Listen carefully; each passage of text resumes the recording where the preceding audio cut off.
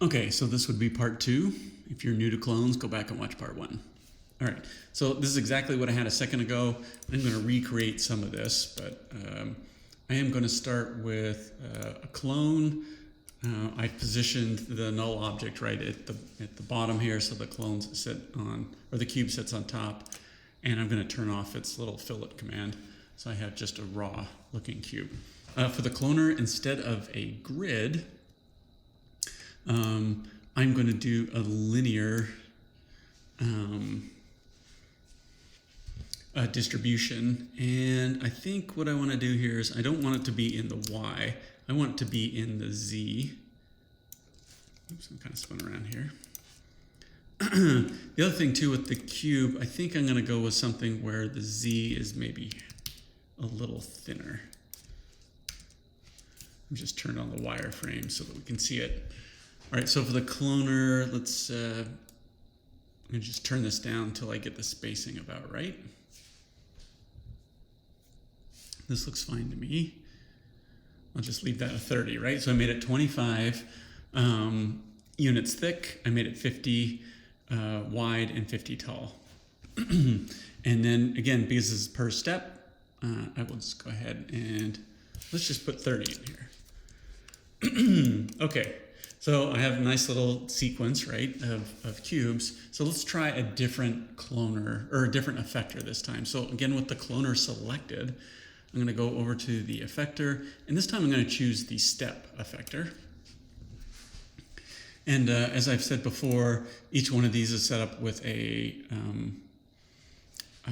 kind of a default, so I can see that it's changed. We're going to make some different selections here, but if yours did not work, again, remember, click on clone, effector, and if the step is not in there, then just drag and drop it in here, or you can also just click on the eyedropper and pick the item that you want.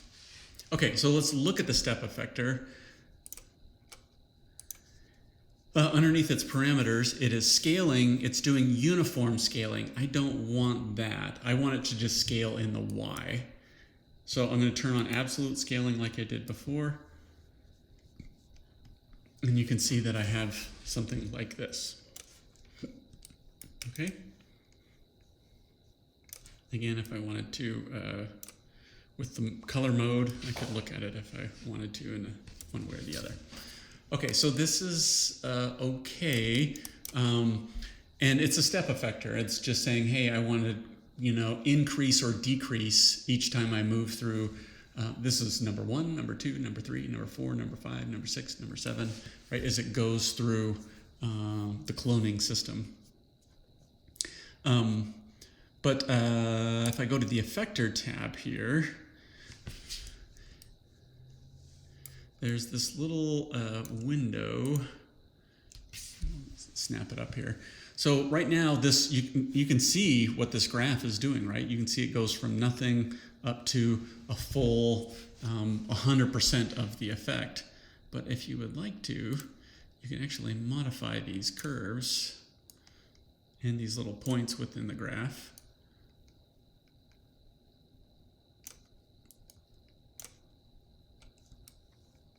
And I wish this thing, there's got to be a way to do this that I'm not aware of because it's so kind of clunky. But you can zoom in and out. And if you hold down the command key on the Mac, you can add a new point into this little graph editor, right, to create a shape that is pleasing to you. Right? Okay, so I'm going to call that good. I like this effect. You can see that it's all of this. And I'm going to go right back to the step effector. I'm going to do what I did in the previous tutorial. I'm going to create a linear field. Now, the linear field came in as a default facing in the X direction, right? Which is not really what I want, right? I don't want this to this gradient to be applied straight through here. I want the gradient to be applied across this. So I can click on the linear field underneath its where is this? There we go. Underneath the field itself, I don't want it to point in the positive X. I want it to point, what do I want? I want the negative Z, right? Because what I'm going to do is animate it like this, right? So this is 0 and this is 100%. So in essence, I want to gradually turn on the effect of this little stair step, right, as it goes along. In fact, I'll make it go just all the way through. So let's, where am I at? Frame 30? I'll just do this backwards. So I will go ahead and click on P so I keyframe all of that. It's not that I really need to. And I'll just make this at the very beginning be at nothing, right?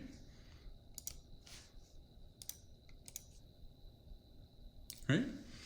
So it kind of grows all the way through there. Let's go back again and do exactly what I did before. In the with the cloner selected, let us add, let's add a delay. Or let's see, let's put it there, spring. Right, so we get a nice little ripple out of that.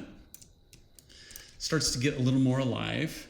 Let's also go back to the step effector. Now in the parameters, we messed with scale, but there's all kinds of different things that we could do. I could, I'm gonna turn on the rotation. So we did this in class. Maybe what I wanna do is spin it kind of on its side. I think I chose 60 degrees.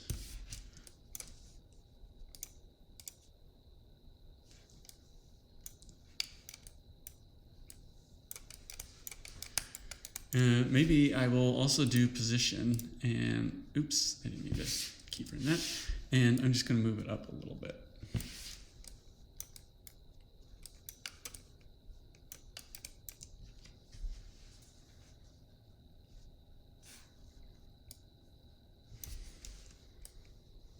Right, just an interesting shape. I'm just thinking about just basic kind of design elements, motion. I'm not thinking particularly about a certain kind of object. So many things that we could do with this. You know, we could put more objects into the cloner. I'm not going to do that, but just again, there's lots of different things that we could do. Oh, let's do something with the color though. Let's see, with the step effector under its color mode, let's look at the field. Right, and we're seeing the effect of that being turned on. Right? I'm not going to show it in this tutorial, but in another I will show how to load this color information into a Redshift material so it actually renders that way. Okay, so this is the first part of that. Again, kind of like what we did before, we have a cloner, we have an object in there, and we have these effectors, these two of them, being applied, and the step effector has a mask. That's the way to think of it, right? But it's called a linear field that is applied. There are other field objects, you know, spherical or what have you, but we're just going to use something kind of simple. Okay. Now, what I want to do here is take this system, right? Let's think of this like as a tentacle or a branch or something like that. And I want to use this, I want to clone it as a whole system, not just one object. So if I were to clone this, well, certainly I need the pieces, right? The cubes that are in here. In fact, I need this whole clone system, right? This is what's generating all those. I also need this step effector. And the reason I need that is because there's a field in here that's moving across this. So if I create duplicates and I want them to have their own field being applied to them, I need them to have their own unique one. I don't necessarily need to duplicate the delay. So I'm going to leave that out of my little group. And to create a group, I'm just going to create a null object. And I'll call it arm group, GRP. That's the way I do that. And I'll put the delay down here. No, I don't want to put the delay in there. I just want to put the step and the cloner. I can't remember if the step has to be above it or not. But so here is that group of the cloner. And now I'm going to create another cloner.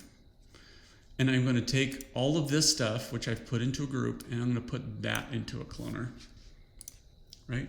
So this clone system grouped together, put into a cloner. And this time, instead of like a grid or something like that, I'm going to make this a radial array. Okay. So I get this kind of flower shape, if you want to think of it that way. And if I press play, right, I get this happening. As I look at it with the delay, I think I want to go with something a little higher. Looks better to me. Right, and all those changes that I make to the system affect on each one of these arms. So that's nice. Keep in mind with the cloner, what if I had, 8 copies? This is the radius, right? So if I wanted these to be like petals, some kind of weird designed petals that happen around this flower, right? I can do that. Okay, so let's apply the same idea that we did before. So here is a cloner.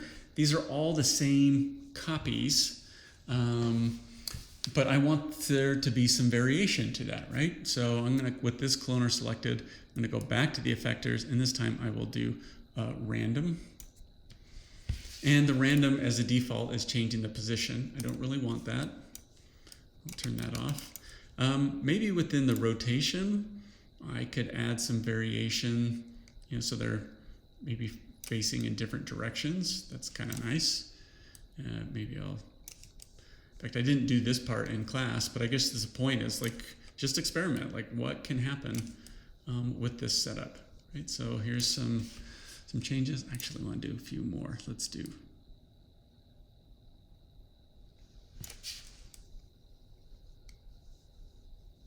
I liked 10. Okay. And then the last thing with this, with this random that I created is down here at the bottom is the time offset. So you can use this as a way to offset the animation to randomize the animation, the start time for it. So I'm going to make this like 20 frames, I guess. Let's go to the very beginning. And you can see at the very beginning, this one's already kind of started. That's not kind of what I wanted. And the reason being is because I've offset it 20 frames, the linear field that I created, I keyframed that from 0 to 30. So now by offsetting it, I'm kind of in the middle of that animation. So a way to deal with this is just drag the offset. Let's just put it out here with 20 frames.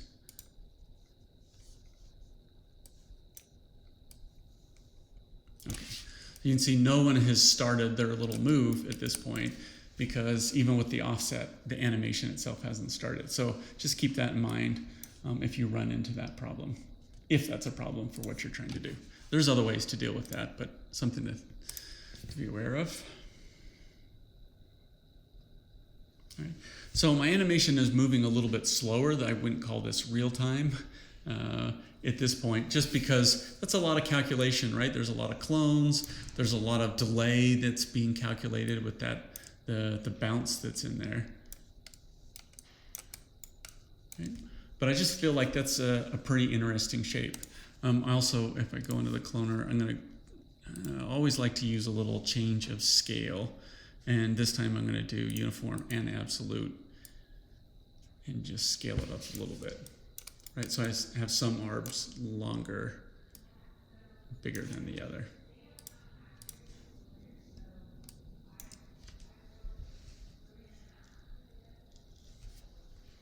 Right, so many things can be done with this. And this is just a starting point, right? This is all more about motion graphics than it is like, this little world of cubes. Maybe the last thing I'll say about this is the cube. If I were to get ready to render this, if I turned on before a previous example, I turned on the little fillet command. But what happens because it's being scaled is this gets stretched. So you don't get the rounding here that you would on the shorter ones. A way around that is if I go to the cube itself and underneath the deformers, I add a bevel deformer. And I'm going to make it a child of the cube. You'll see that it applies that and doesn't take the or it's better in dealing with the scaling. It still somewhat applies, but that might be some way to deal with that based on the threshold. Sometimes I'll try that.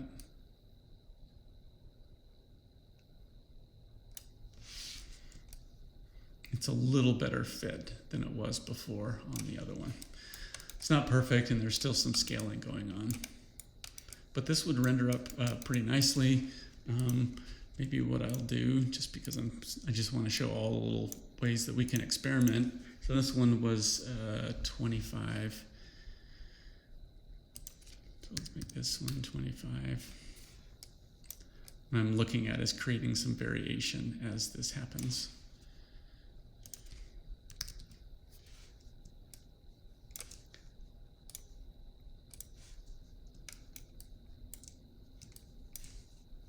Oh, now I've really asked it to do too much. Let me delete that.